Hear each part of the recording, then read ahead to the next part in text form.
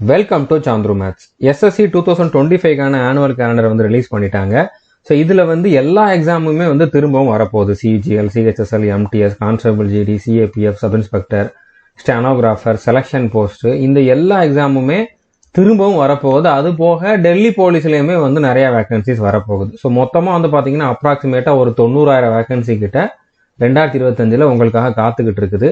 So நீங்கள் வந்து கரெக்டாக இந்த டைமை யூட்டிலைஸ் பண்ணீங்க அப்படின்னா கன்ஃபார்மாக உங்களால் வந்து இந்த 90,000 ஒருத்தராக செலெக்ஷன் ஆக முடியும். ஓகே, ஸோ இந்த வீடியோவில் என்ன பார்க்க போகிறோம் அப்படின்னா, இந்த எல்லா ரெக்ரூட்மெண்ட்டுக்குமே வந்து செலெக்ஷன் ப்ராசஸ் என்ன, ஏஜ் லிமிட் என்ன குவாலிஃபிகேஷன் இருக்கணும், இதை மட்டும்தான் பார்க்க போகிறோம்.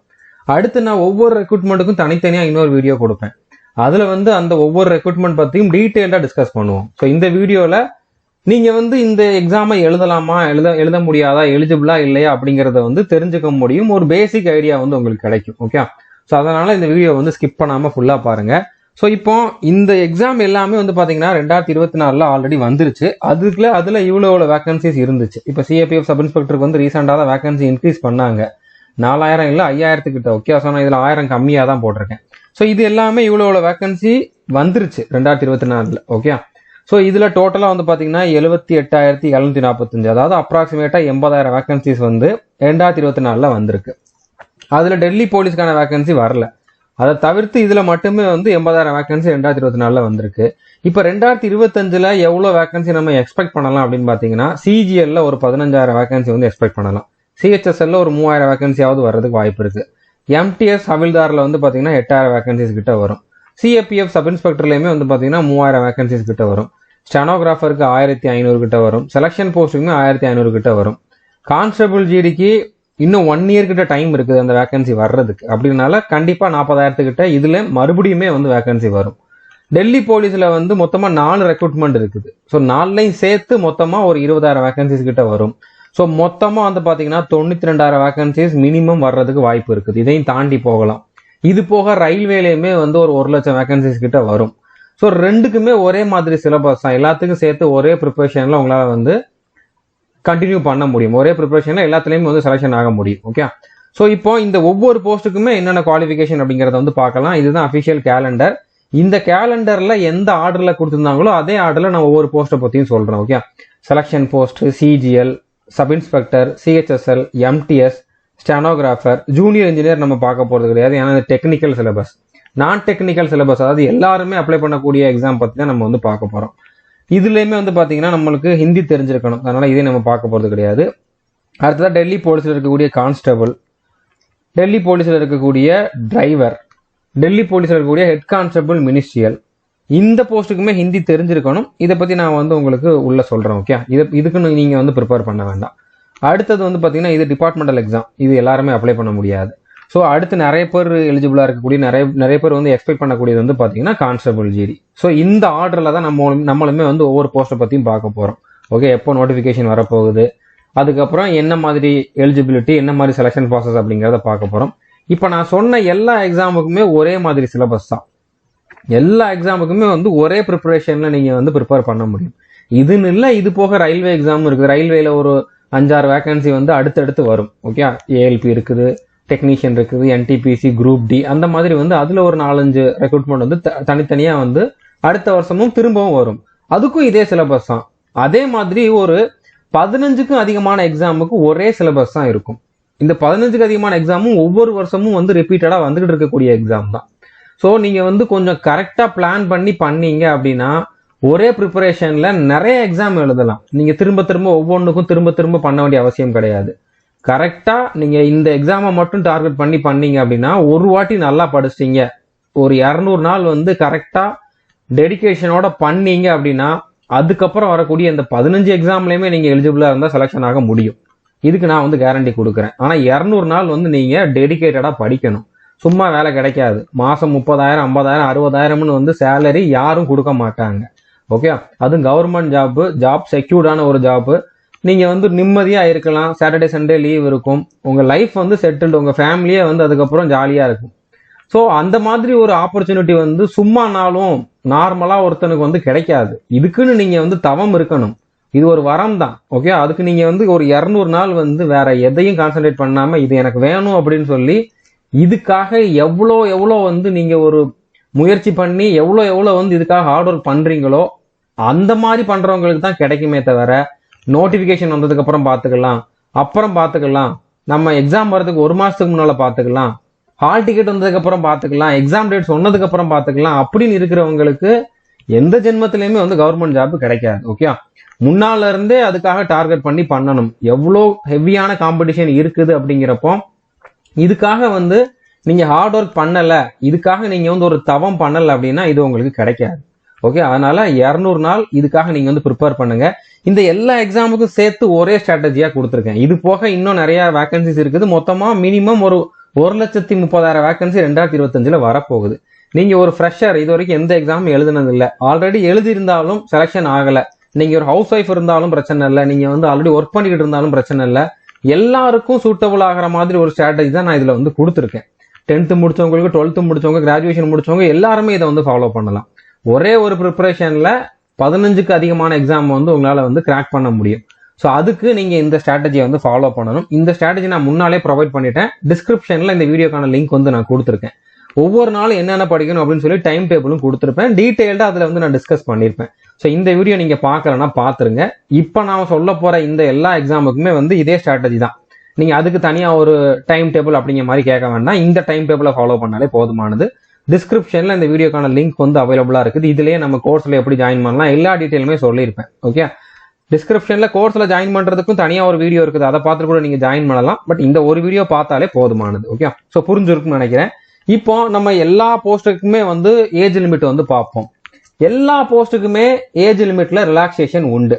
இப்போ ஃபார் எக்ஸாம்பிள் யூஆர் இடபிள்யூஎஸ்குள்ள ஏஜ் லிமிட் தான் நான் சொல்லுவேன். அதுல வந்து 30ன்னு இருக்குதுன்னு வச்சுக்கோங்களேன்.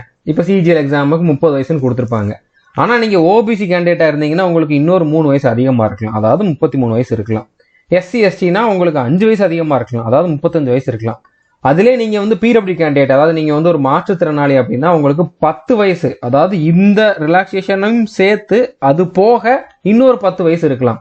இப்போ ஓபிசியில வரக்கூடிய நீங்க பிடபிள்யூ கேண்டிடேட் அப்படின்னா நார்மலா 30 வயசு இருக்கணும் அப்படின்னா உங்களுக்கு ஓபிசிக்கு ஒரு 3, அடுத்து பிடபிள்யூடிக்கு ஒரு 10 அப்படின்னு சொல்லி 13 வயசு அதிகமா இருக்கலாம். அதாவது 43 வயசு வரைக்கும் இருக்கிறவங்க மாற்றுத்திறனாளிகள் வந்து அப்ளை பண்ணலாம். ஓகே, ஸோ இது வந்து காமன். நீங்க ஒவ்வொரு எக்ஸாமுக்கும் வந்து தனித்தனியா ஏஜ் ரிலாக்ஸேஷனோட வந்து ஏஜ் கேட்க வேண்டாம். அதனால நான் ஃபர்ஸ்ட் ஸ்லைட்லேயே சொல்லிட்டேன்.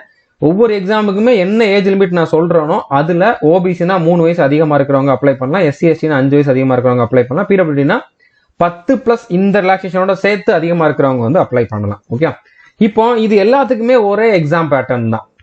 ஒரு சில எக்ஸாம்ல மட்டும்தான் மாறும். இப்போ ஸ்டெனோகிராஃபர்ல வந்து மேத்ஸ் இருக்காது. அதே மாதிரி எம்டிஎஸ் கான்ஸ்டபிள் ஜிடியில வந்து மேத்ஸ் இருந்தாலும் அதுல அல்ஜிப்ரா, ட்ரிக்னாமெட்ரி, ஜாமெட்ரின்னு சொல்லி அதுல சிலபஸ் கொஞ்சம் கம்மியா இருக்கும். அதே மாதிரி எம்டிஎஸ்ல வந்து பாத்தீங்கன்னா மேத்ஸ் ரீசனிங் இருந்தாலும் ஜிகே இங்கிலீஷ்ல எவ்வளவு மார்க் எடுக்கிறீங்க அப்படிங்கிறத வச்சு தான் இருக்குது. ஸோ அதெல்லாம் நான் தனித்தனி வீடியோ போடுறப்போ உங்களுக்கு வந்து கிளாரிட்டி வந்து கொடுத்துட்றேன். இப்போதைக்கு எல்லாத்துக்கும் சேம் காமனான இருக்கக்கூடிய எக்ஸாம் பேட்டர்ன் என்ன அப்படின்னு பாத்தீங்கன்னா மேத்ஸ்ல இருந்து கொஸ்டின் கேட்பாங்க, ரீசனிங், ஜென்ரல் நாலேஜ், இங்கிலீஷ் இதுல இருந்து கொஸ்டின் கேட்பாங்க. இப்போ மேத்ஸ்னா வந்து பாத்தீங்கன்னா பர்சன்டேஜ், ப்ராஃபிட் அண்ட் லாஸ், அதுக்கப்புறம் time and work, time student distance அந்த மாதிரி. ரீசனிங்ல வந்து கோடிங், டிகோடிங், சிலாகிசம் அந்த மாதிரி ஒரு 20 டாபிக் இருக்குது, 20க்கு மேலேயே இருக்குது. ஜென்ரல் நாலேஜ்னா history, polity, geography, current affairs அந்த மாதிரி வரும். இங்கிலீஷ்ல வந்து கிராமர்ல வந்து கொஸ்டின் கேட்பாங்க, ஒகாபுலரி கேட்பாங்க, ரீடிங் காம்ப்ரஹென்ஷன் கேட்பாங்க. இதை பத்தி எல்லாம் நான் வந்து தனித்தனி வீடியோ கொடுக்குறப்போ டீடைல்டா என்ன சிலபஸ் அப்படிங்கிறத சொல்றேன். ஓகே, பட் ஒரு சிலபஸ் தான், ஒரே சிலபஸ் தான். சிஜிஎலோட சிலபஸை கம்ப்ளீட் பண்ணீங்க அப்படின்னா நீங்க இந்த எல்லா எக்ஸாமையுமே வந்து கிராக் பண்ண முடியும். ஓகே, ஸோ நம்ம வந்து ஸ்டார்ட் பண்ணலாம். இப்போ ஃபர்ஸ்ட் கொடுத்துருக்கிறது வந்து பாத்தீங்கன்னா selection post phase 13. Okay, so இதுக்கான நோட்டிபிகேஷன் ஏப்ரல் 16ஆம் தேதி 2025ல வரப்போகுது. மே 15 வரைக்கும் அப்ளை பண்ணிக்கலாம். ஜூன் ஜூலைல இதுக்கான எக்ஸாம் இருக்கும். ஸோ ஜூன் ஜூலை அப்படிங்கிறப்போ இந்த ஃபர்ஸ்ட் எக்ஸாமுக்கே இன்னும் 200 நாள் கிட்ட டைம் இருக்குது. ஓகே, ஸோ அதனால நீங்க இப்ப இருந்து ஸ்டார்ட் பண்ணீங்க அப்படின்னா தாராளமா டைம் இருக்குது. தாராளமா நீங்க வந்து பொறுமையா சிலபஸை கம்ப்ளீட் பண்ணி பொறுமையா ப்ராக்டிஸ் பண்ணி கன்ஃபார்மா செலக்ஷன் ஆக முடியும். ஓகே, ஸோ இப்போ இதுக்கு வந்து தனித்தனியா வரும். அதாவது இதுல வந்து 10th முடிச்சவங்களுக்கு தனியா ஒரு சில போஸ்ட் இருக்கும், 12th முடிச்சவங்களுக்கு தனியா ஒரு போஸ்ட் இருக்கும், கிராஜுவேஷன் முடிச்சவங்களுக்குன்னு தனியா போஸ்ட் இருக்கும். ஓகே, இதுல வந்து பாத்தீங்கன்னா ஒரு 250க்கு அதிகமான டிபார்ட்மெண்ட்ல இருக்கக்கூடிய வேகன்சிஸ் வந்து தனித்தனியா இருக்கும். தனித்தனியா இதுக்குள்ளேயே வந்து நீங்க அப்ளை பண்ற மாதிரி இருக்கும். இது கொஞ்சம் வித்தியாசமான நோட்டிபிகேஷன். இந்த நோட்டிபிகேஷன் வர்றப்பதான் நீங்க இதுக்கு எலிஜிபிளா இல்லையா அப்படிங்கறத தெரிஞ்சுக்க முடியும். அதனால இந்த ஒரு எக்ஸாமை மட்டும் யாரும் டார்கெட் பண்ணாதீங்க. இதை நீங்க டார்கெட் பண்ணலாம், ஆனா இது மட்டும் தான் என்னோட டார்கெட் அப்படிங்கிற மாதிரி வைக்கக்கூடாது. மற்ற எக்ஸாம் வந்து நீங்க டார்கெட் பண்ணலாம். ஓகே, ஸோ புரிஞ்சிருக்குன்னு நினைக்கிறேன். ஸோ இதுல நார்மலா வந்து 30 வயசுன்னு சொல்லுவாங்க. 30னா என்ன அர்த்தம்? ஓபிசினா 33, SC/SCனா 35. ஓகே, ஸோ இது நோட்டிபிகேஷன் வர்றப்பதான் நம்மளால வந்து கிளியரான இன்ஃபர்மேஷன் கொடுக்க முடியும். இந்த ஒரு ரெக்ரூட்மெண்ட்டுக்கு மட்டும், மற்றதுக்கெல்லாம் நம்மளால இப்பவே சொல்ல முடியும். ஓகே, அடுத்து நிறைய பேர் எலிஜிபிளா இருக்கிறது, நிறைய பேர் வந்து எக்ஸ்பெக்ட் பண்ணிட்டு இருக்கக்கூடியது வந்து CGL எக்ஸாம் தான், combined graduate level exam. So இதுல வந்து பாத்தீங்கன்னா இப்போ இன்கம் டேக்ஸ் டிபார்ட்மெண்ட், அதே மாதிரி GST டிபார்ட்மெண்ட், அந்த மாதிரி பெரிய பெரிய டிபார்ட்மெண்ட் இருக்கக்கூடிய inspector post, sub inspector post, CBI அந்த மாதிரி இருக்கக்கூடிய நல்ல நல்ல டிபார்ட்மெண்ட் இருக்கக்கூடிய நல்ல நல்ல போஸ்ட்டுக்கான வேகன்சிஸ் இதுல தான் வரும். சென்ட்ரல் கவர்மெண்ட் இருக்கக்கூடிய ஒரு 30க்கு அதிகமான டிபார்ட்மெண்ட்ல இருக்கக்கூடிய வேகன்சிஸ், அதுலயுமே வந்து குரூப் பி லெவல்ல இருக்கக்கூடிய நல்ல சேலரி இருக்கக்கூடிய போஸ்ட் எல்லாமே இதுல தான் வரும். IAS IPSக்கு அப்புறம் டைரக்ட் ரெக்ரூட்மெண்ட்ல பெரிய ரேங்கை ரெக்ரூட் பண்றது இந்த எக்ஸாம் தான். ஓகே, யூபிஎஸ்சியை தவிர்த்து இருக்கக்கூடிய எக்ஸாமை பாத்தீங்கன்னா. ஸோ அப்போ இதுதான் நிறைய பேர் டார்கெட் பண்றதா இருக்கும். இதுக்கான ஏஜ் லிமிட் வந்து பாத்தீங்கன்னா 18ல இருந்து 30க்குள்ள இருக்கணும். ஓபிசினா 33க்குள்ள, SC/SCனா 35க்குள்ள. அதே மாதிரி ஏதாச்சும் ஒரு டிகிரி முடிச்சிருந்தா போதுமானது. இதுக்கான நோட்டிபிகேஷன் வந்து ஏப்ரல்ல வரப்போகுது, மே வரைக்கும் அப்ளை பண்ணிக்கலாம். ஸோ இந்த டைமுக்குள்ள, இந்த லாஸ்ட் டேட்டுக்கு முன்னால நீங்க டிகிரி கம்ப்ளீட் பண்ணிருவீங்க அப்படின்னா தான் லாஸ்ட் இயர் படிக்கிறவங்க, ஃபைனல் இயர் படிக்கிறவங்க வந்து அப்ளை பண்ண முடியும். அப்படி இல்லைன்னா நீங்க வந்து அதுக்கு அடுத்த வருஷம் தான் அப்ளை பண்ண முடியும். ஓகே, ஸோ புரிஞ்சிருக்குன்னு நினைக்கிறேன். ஏதாச்சும் ஒரு டிகிரி முடிச்சிருந்தா போதுமானது, பாஸ் பண்ணிருக்கணும். ஜூன் ஜூலைல தான் இதுக்கான எக்ஸாம் இருக்க போகுது. ஸோ இதுக்கான செலக்ஷன் ப்ராசஸ் எப்படி இருக்கும்னு பாத்தீங்கன்னா, ஃபர்ஸ்ட் டயர் 1 எக்ஸாம் இருக்கும், அதுக்கு ஒரு கட் ஆஃப் வைப்பாங்க. அந்த கட் ஆஃப் கிளியர் பண்றவங்களுக்கு வந்து டயர் 2 எக்ஸாம் இருக்கும். இந்த டயர் 2ல வந்து எவ்வளவு மார்க் எடுக்கிறீங்களோ அதை வச்சு அவங்களோட ஃபைனல் செலக்ஷன் இருக்கும். செலக்ஷன் ஆகிறவங்களோட டாக்குமெண்ட் வெரிஃபிகேஷன் பண்ணிட்டு அவங்களுக்கு வந்து போஸ்டிங் கொடுத்துருவாங்க. ஓகே, ஸோ இப்போ இதுல வந்து டயர் 1 டயர் 2 ரெண்டுக்குமே ஒரே சிலபஸ் தான், ஒரே மாதிரி சப்ஜெக்ட் தான் இருக்கும். சிலபஸ் ஒன்று தான், பட் எக்ஸாம் பேட்டர்ன் கொஞ்சம் சேஞ்ச் ஆகும். Okay, maths, reasoning, English, GK தான். டயர் 2ல எக்ஸ்ட்ராவா வந்து கம்ப்யூட்டர் அவேர்னஸ் இருக்கும். ஸோ இதை பத்தி நான் கிளியரா இன்னொரு வீடியோல வந்து தெளிவா இதுக்குன்னு ஒரு வீடியோ கொடுக்குறேன். அதுக்கப்புறம் sub inspector in Delhi police and சிஏபிஎஃப்னா சென்ட்ரல் ஆர்ம்டு போலீஸ் ஃபோர்ஸஸ், அதாவது CISF, CRPF, BSF, ITBP, SSB இந்த மாதிரி டிபார்ட்மெண்ட்லாம் வந்து பாத்தீங்கன்னா CAPFன்னு சொல்லுவாங்க. ஸோ இதுல டைரக்டா சப் இன்ஸ்பெக்டர், அதாவது 2 ஸ்டார் இருக்கக்கூடிய துணை ஆய்வாளர் பதவிக்கு டைரக்ட் ரெக்ரூட்மெண்ட் வந்து பண்ணுவாங்க. ஓகே, ஸோ இதுக்கான நோட்டிபிகேஷன் மே 16ஆம் தேதி வரப்போகுது. ஜூன் 14 வரைக்கும் அப்ளை பண்ணிக்கலாம். ஜூலை ஆகஸ்ட்ல தான் இதுக்கான எக்ஸாம் இருக்கும். ஸோ இதுக்கான ஏஜ் லிமிட் வந்து பாத்தீங்கன்னா 25 வயசுக்குள்ள இருக்கணும், ஏதாச்சும் ஒரு டிகிரி முடிச்சிருக்கணும். ஓபிசினா 28க்குள்ள, SC/SCனா 30க்குள்ள இருக்கணும். இதுக்கான செலக்ஷன் ப்ராசஸ் வந்து பாத்தீங்கன்னா ஃபர்ஸ்ட் டயர் 1 இருக்கும். அது வந்து இப்ப CGLக்கு என்ன பார்த்தோமோ அதே மாதிரி சிலபஸ் தான் இருக்கும்.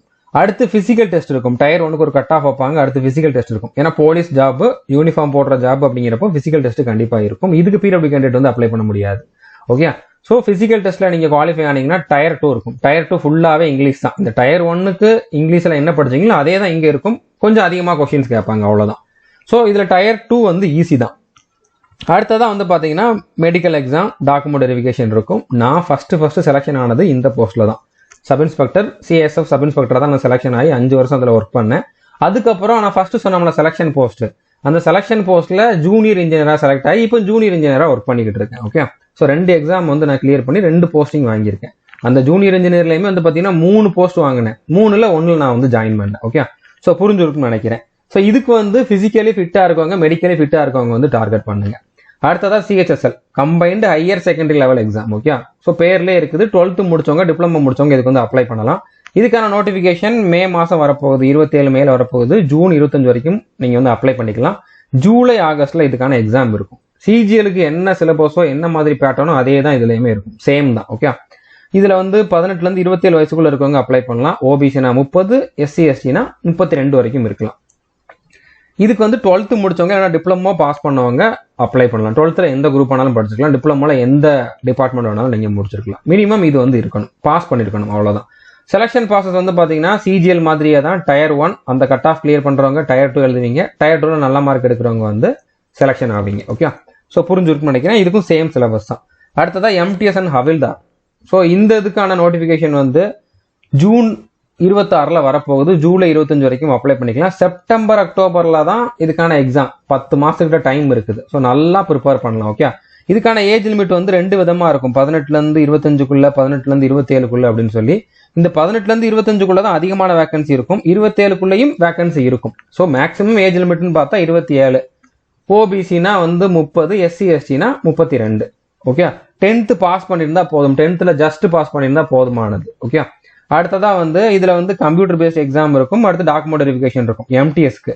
இதுலேயே ஹவில்தார் போஸ்ட்டுக்கு நீங்க சேர்த்து அப்ளை பண்ணீங்கன்னா கம்ப்யூட்டர் பேஸ்ட் எக்ஸாமுக்கு அப்புறம் பிசிக்கல் டெஸ்ட்டும் இருக்கும். பிசிக்கல் டெஸ்ட் ஈஸியாக தான் இருக்கும், கஷ்டம்லாம் கிடையாது. அடுத்து டாக்குமெண்ட் வெரிஃபிகேஷன் இருக்கும். ஓகே, கிட்டத்தட்ட ரெண்டுக்குமே வந்து ஜாப் ப்ரொஃபைல் ஒன்று தான், ஒரே மாதிரி வேலை தான். பட் இது ஹவில்தாருங்கிறனால இதுக்கு வந்து பிசிக்கல் டெஸ்ட் வைக்கிறாங்க, அவ்வளோதான். ஓகே, ஸோ புரிஞ்சிருக்குன்னு நினைக்கிறேன். சேம் எக்ஸாம் தான், எக்ஸாம் ஒரு வாட்டி எழுதுனா போதுமானது.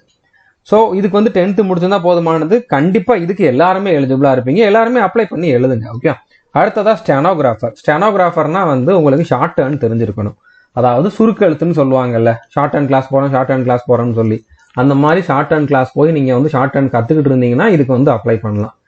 ஏன்னா எக்ஸாம் இதில் ஈஸி தான், ஆனால் அடுத்து அந்த ஷார்ட் ஹேண்டுக்கான டெஸ்ட் வைப்பாங்க, அந்த டெஸ்ட்டில் நீங்கள் வந்து பாஸ் பண்ணணும். நீங்கள் இப்போ இருந்து ஷார்ட் ஹேண்டுக்கு போனால் கூட போதும், ஏன்னா ஷார்ட் ஹேண்ட் முடிக்கிறதுக்கு ஒரு 6 மாதம் 7 மாதம் ஆகும். இந்த எக்ஸாம் வந்து பார்த்தீங்கன்னா நோட்டிஃபிகேஷனே ஜூலையில் தான் வரப்போகுது, ஆகஸ்ட் வரைக்கும் அப்ளை பண்ணிக்கலாம். அக்டோபர் நவம்பர்ல தான் இதுக்கான எக்ஸாமே இருக்க போகுது. கிட்டத்தட்ட ஒரு வருஷத்துக்கிட்ட டைம் இருக்குது. ஸோ நீங்க ஷார்ட் டர்ன் முடிச்சுட்டு சிலபஸை கம்ப்ளீட் பண்ணி எக்ஸாம்லையும் கிளியர் பண்றதுக்கு டைம் இருக்குது. இனிமேல் லேட் பண்ணாதீங்க. ஷார்ட் டர்ன் படிக்கிறதா நீங்க பிளான் பண்ணியிருந்தீங்கன்னா இனிமேலும் லேட் பண்ணாதீங்க. ஓகே, உங்களுக்கு ஒரு வேகன்சி காத்துக்கிட்டு இருக்குது. ஸோ இதுக்கான ஏஜ் லிமிட் வந்து 18லேருந்து 30க்குள்ள இருக்கணும். எஸ்சி எஸ்டினா 35, ஓபிசினா 33.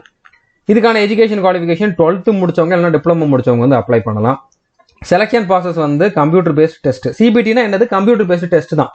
அதாவது நீங்க எக்ஸாம் எழுதுவீங்களா, அதுதான், அது வந்து ஆன்லைன்ல இருக்கும். Okay, so computer based test. அடுத்ததான் வந்து ஸ்கில் டெஸ்ட் வந்து இந்த ஸ்டெனோகிராஃபர் டெஸ்ட் தான் இருக்கும். ஷார்ட் ஹேண்ட் டெஸ்ட் இருக்கும், அடுத்து டாக்குமெண்ட் வெரிஃபிகேஷன் இருக்கும். இந்த ஷார்ட் ஹேண்ட் டெஸ்ட்ல பாஸ் பண்ணா போதுமானது. இந்த எக்ஸாம்ல எவ்வளவு மார்க் எடுக்கிறீங்களோ அதை வச்சு அவங்களோட ஃபைனல் செலக்ஷன் இருக்கும். இதுக்குமே நான் தனியா ஒரு வீடியோ வந்து கொடுக்குறேன். ஓகே, அடுத்து டெல்லி போலீஸ் ரெக்ரூட்மெண்ட் பத்தி கண்டிப்பா தமிழ்ல அதிகமா யாரும் சொல்ல மாட்டாங்க, ஏன்னா இதுக்கு நம்ம தான் ரெகுலரா வந்து வீடியோஸ் கொடுத்துக்கிட்டு இருக்கோம். ஓகே, இப்போ இதுல வந்து constable post, constable executive post, இதுக்கான நோட்டிபிகேஷன் செப்டம்பர்ல வரப்போகுது. அக்டோபர் 1 வரைக்கும் அப்ளை பண்ணிக்கலாம். நவம்பர் டிசம்பர்ல தான் இதுக்கான எக்ஸாம் இருக்கும். இந்த போஸ்ட்டுக்கு மட்டுமே 40,000க்கு அதிகமான வேகன்சி இருக்குது. பட் 40,000 வேகன்சி ஒரே வாட்டிலாம் கொடுக்க மாட்டாங்க. ரீசெண்டாக தான் ரிலீஸ் பண்ணாங்க. டெல்லி போலீஸ்ல கான்ஸ்டபிளுக்கு மட்டுமே 40,000 வேகன்சி கிட்ட இருக்குதுன்னு. பட் எல்லாத்துக்குமே வந்து அவங்க உடனே ஒரே வேகன்சியா கொடுக்க மாட்டாங்க. அட்லீஸ்ட் இதுக்கு ஒரு 15,000 வேகன்சி நம்ம வந்து எதிர்பார்க்கலாம். இதுக்கான ஏஜ் லிமிட் வந்து 18லேருந்து 25க்குள்ள இருக்கணும். ஓபிசினா 28, எஸ்சி எஸ்டினா 30. எஜுகேஷன் குவாலிஃபிகேஷன் ஏதாச்சும் ஒரு குரூப்ல 12th பாஸ் பண்ணியிருந்தா போதுமானது. ஓகே, 12th நீங்க ஜஸ்ட் பாஸ் பண்ணியிருந்தா போதுமானது. செலக்ஷன் ப்ராசஸ் வந்து பாத்தீங்கன்னா கம்ப்யூட்டர் பேஸ்ட் டெஸ்ட் ஃபர்ஸ்ட் வந்து எக்ஸாம் இருக்கும்.